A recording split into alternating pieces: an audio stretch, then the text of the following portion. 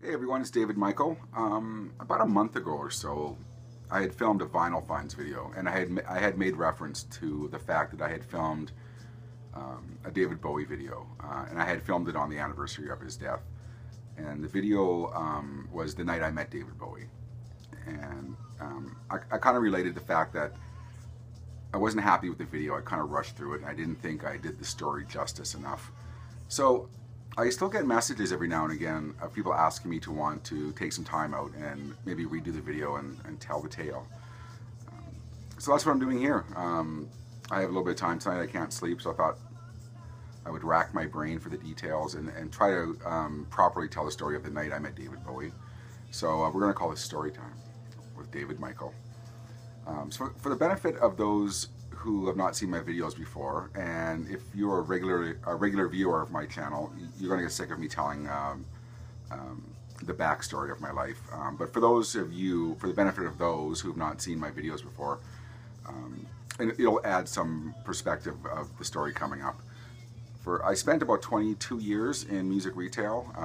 I had owned stores, and then before that I had managed a lot of stores over 22 years. So we're going to cast our mind back to April 9th, 2004. That was the day that David Bowie played my city on the reality tour. And this was, like I said, 2004. It was kind of the last kick at the can for excess in the music retail business, as far as the labels and as far as the retail stores go. This was around that time the MP3 thing was kind of taking over and decimated record label budgets, and of course that had a trickle-down effect to all the favors that they would do for us managers. So 2004, this was a time when record labels would rent private jets for us managers to fly to see showcase shows in other cities for new artists, or they would fly us to see this band, and it was pretty much you got what you wanted, as long as you were stocking that label's albums. So that was kind of like that time, and that was kind of the last kick at the can, like I said, where the amount of spending that went into artists and spending when it came down to kind of providing us managers with all the excesses of the time. That was kind of, like I said, the last glory era of that time. So 2004, April 9th, David Bowie's coming to my city, and I heard from Sony Music a couple weeks earlier that I could have tickets to the show, and label seats were always really good. At least in my city anyways, the same block of tickets are always reserved for the record label, and then those would go to us retail folks, to maybe press, contest winners, things like that. So I knew I was going to get really good seats, and I had seen Bowie before that on Serious Moonlight tour, and then I had seen the Glass Spider tour, and I had seen the Sound and Vision tour. So this would have been the fourth time I was seeing David Bowie, and I was really excited. And one other thing I should kind of, for those of you who are not really familiar with the music retail business, is that there's a lot of meet and greet opportunities for people in the music retail field. So the record labels would usher you backstage, and you'd have a private meeting with the band or the artist. But when it came to kind of top tier artists, those opportunities didn't really come around a whole lot, because when you reach a certain stature, artists, they don't really need to take the time out to meet retail people and contest winners. And, they've kind of paid their dues already by doing that. So, although I met, over my 22 years, I've met almost everyone I ever wanted to meet. Someone like Bowie, you wouldn't expect it. So that was kind of out of my mind as a possibility. I was happy just to have kind of really awesome side stage tickets. So we heard about a day earlier that David would be doing a meet and greet, and it was kind of going to be a select group of managers, and there would be a few press people thrown in to kind of make it one concise group, because sometimes an artist will do different groups. This will be retail, this will be contest winners, and so on and so forth. But Sony wanted to make it all, or maybe it was Bowie's people, I'm not sure. They wanted to make it into one tight group. So we heard the day before. Phew, the Bowie, he was going to allow us to go backstage and meet him. So you're kind of in a little bit of a state of disbelief almost. And you're in the back of your mind, you're always expecting these things to be canceled. You know, the artist isn't feeling well, it happens sometimes and it gets canceled. So, you know, you're left hanging. You don't really know until you get to the venue.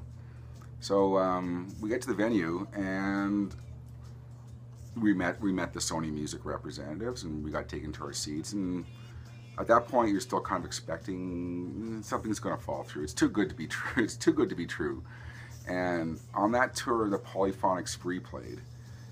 And I was really hoping, a lot of meet and greets happen before the artist goes on stage. And I'm guessing primarily that's because they don't want to meet people when they're just off stage and they're sweaty and tired and out of breath and a little bit disheveled.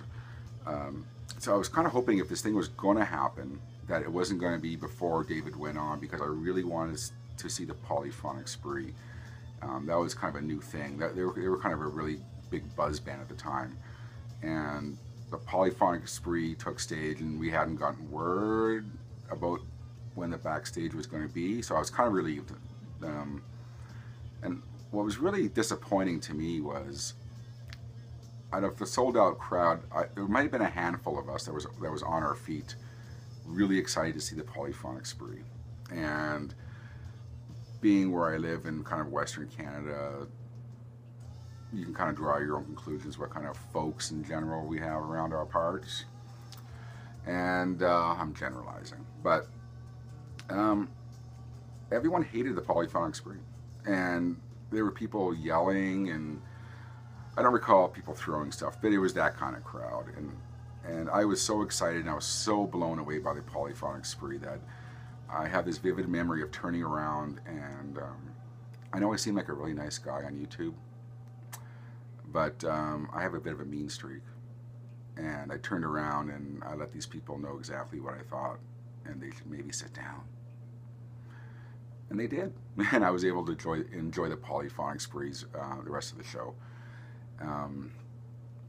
So that was a very enlightening moment for me, was to see that opening band, and they were simply amazing. So intermission happens in between Bowie and Polyphonic Spree, and there's still no word. He's still waiting for something to fall through. Like I said, this is definitely too good to be true. So David takes stage. We're guessing at this point the meet and greet's going to be after the show, which, like I said, is very unusual for that to happen. But Sony, I'm sitting in the same row as the two Sony representatives. Martin and Enza were their names, actually, and you're going to see a photo of them. So that's why I'm kind of going to preface that with their names. And they've not had any word yet that this is, canceled. It's not canceled. What's happening? And Bowie came on, and for those who know, the reality tour was an amazing tour, and he just put on such an amazing show. So I mean, that's a whole other story. How just amazing that, how much fun that show was. That was probably the funnest show I've seen of all the Bowie shows. Was the reality tour, where he looked like he was honestly having the time of his life.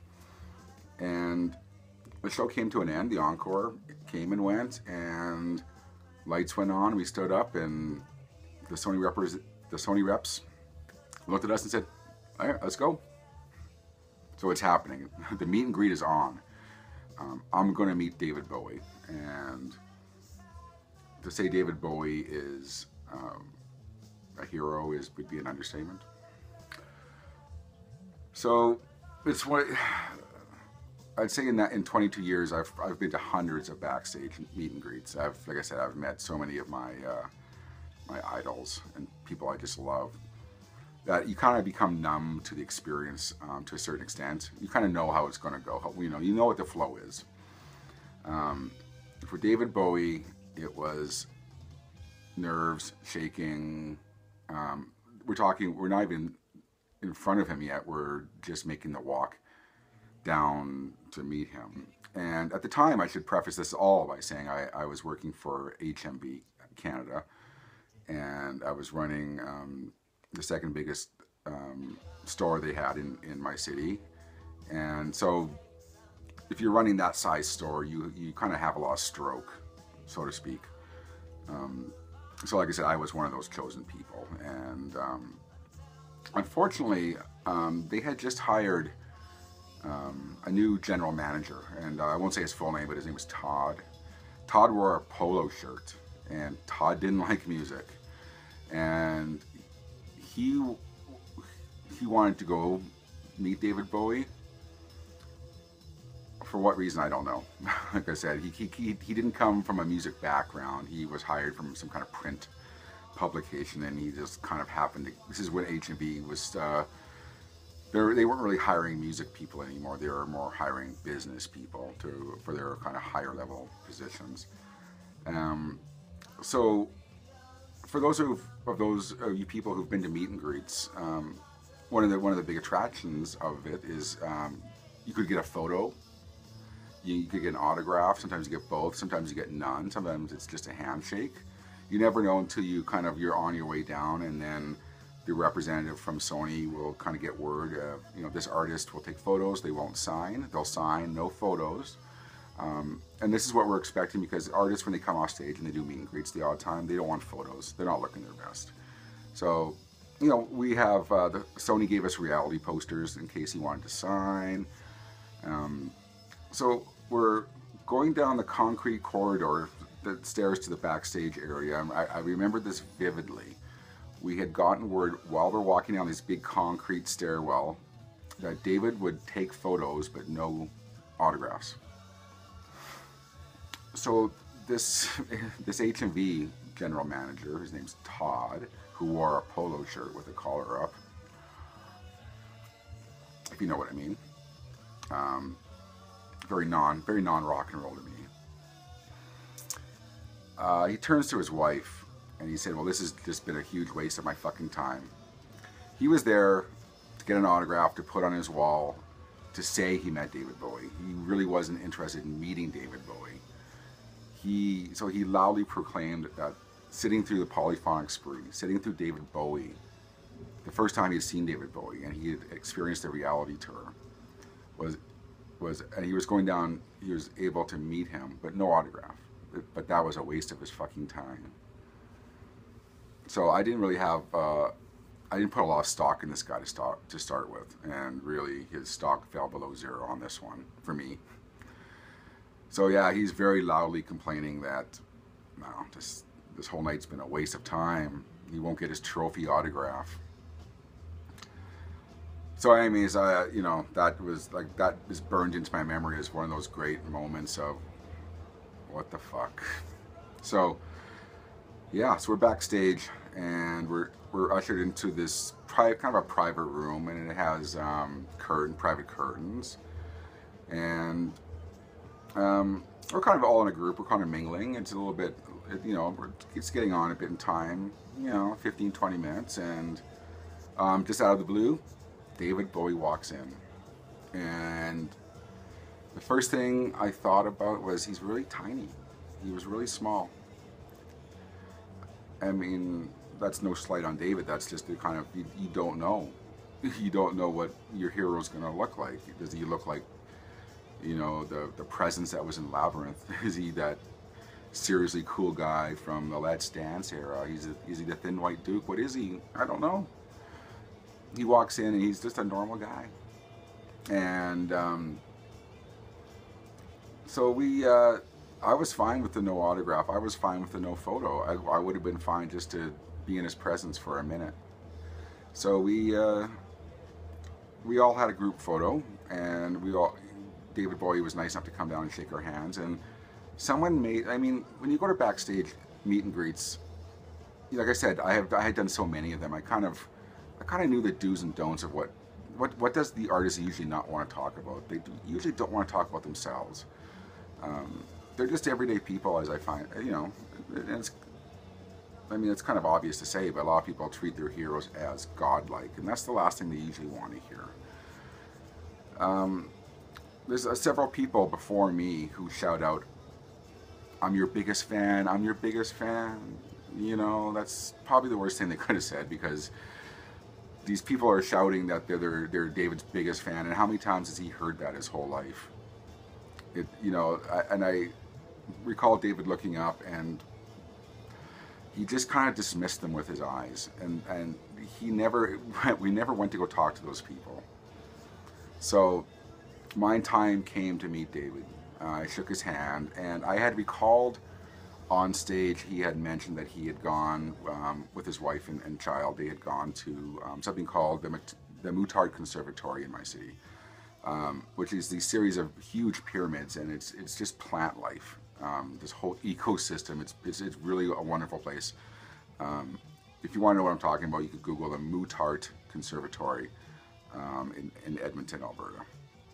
So, like I said, I've been to many Backstage meetings. So I asked him about that, and he was more than happy to talk my ear off about his afternoon with his wife and child at the Mutard Conservatory. And the whole time I'm thinking I'm having a regular conversation with David Bowie.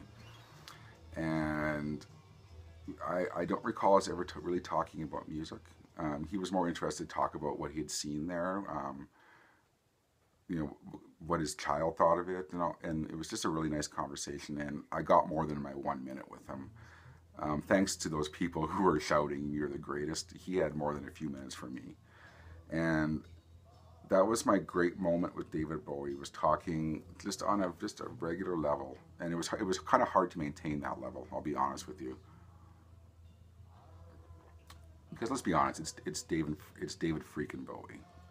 And you know, it was about a really nice 5-minute chat. And if you think about it, 5 minutes is actually a long time to sit and talk to someone, or stand, if I want to be accurate, to stand and talk to someone. It doesn't sound like a long time, but 5 minutes talking to David Bowie is an eternity. And what struck me, he was, I mean, it's very cliche to sound, but he was like the nicest guy. And he spoke so eloquently, and just, like I said, just like an everyday guy, and he came across so unaffected. And if there's one person you would expect to be kind of affected by the business, it would be him. He'd seen everything. But in retrospect, as details come out about his life during that tour, he was a very happy person. And I got 5 minutes of very happy David Bowie talking about family, talking about plans, his afternoon, the walk he went on in our river valley. And it was probably, you know, as far as those kind of experiences, it's up there with the best 5 minutes of my life. It made that whole 22 years worth it. There's a few other bands that I've met that kind of fall into that category. But, you know, knowing that David Bowie's no longer with us, it has to rank up there with #1 for me. And before anyone calls bullshit, I'm going to put my coffee down, and we're going to have a photo. I want to show you my photo with David Bowie. So you have to remember, when you look at this, I was a tad heavier than I am now. In fact, I was a bit of a fat bastard record store manager at the time, because what do we do at record stores? We sit down and listen to music all day. We eat horrible food, and we go to shows, and, you know, that's what we did. So, like I said, it's embarrassing to see this photo of me now, but it's me and David Bowie. To me, it's history. You're going to see me behind David's shoulder, wearing glasses, and like I said, I have a horrible beard. You're going to see two people in front of David, which are the Sony Music representatives, Martin and Enzo. And I know they'll never see this video, but I owe you the biggest thank you ever. Not that I didn't thank you enough then, but I'm going to thank you again now, should you ever fall upon this video. So this is me and David Bowie backstage at the reality tour. I'm going to try to blur out all it was a group photo, and I'll blur out maybe some of the non-relevant people. So there's Mr. Bowie in the olive shirt, and there's me behind David Bowie in this, looking a lot happier than I do these days. And there's the Sony Music representatives. So he's smiling in this photo. And some of the faces in this photo that I didn't show, I'm still friendly with to this day. But this photo of me and David Bowie, it's what can I say? It's, you know, knowing that he's been not with us for over a year, it means more to me now than it ever did. And especially since Black Star came out, and it's quickly become one of my favorite albums of all time. So before I ramble on too much, that was that was story time with David Michael. That was the night I met David Bowie backstage at the Edmonton Coliseum, April 9th, 2004, on the reality tour. So if you made it this far through the video, thank you, and I hope I did a better job when I rewatched this in explaining and kind of conveying the special feeling it was to meet David Bowie. So having said that, I want to say cheers one final time. And like I said, if people see this video and they seem to like story time, I have 1,000 stories to tell about the music business. At least the retail end of it, meeting bands and all that. So thanks again for watching, everyone, if you've made it this far. And this has been David Michael. Take care, everyone, and have a great night.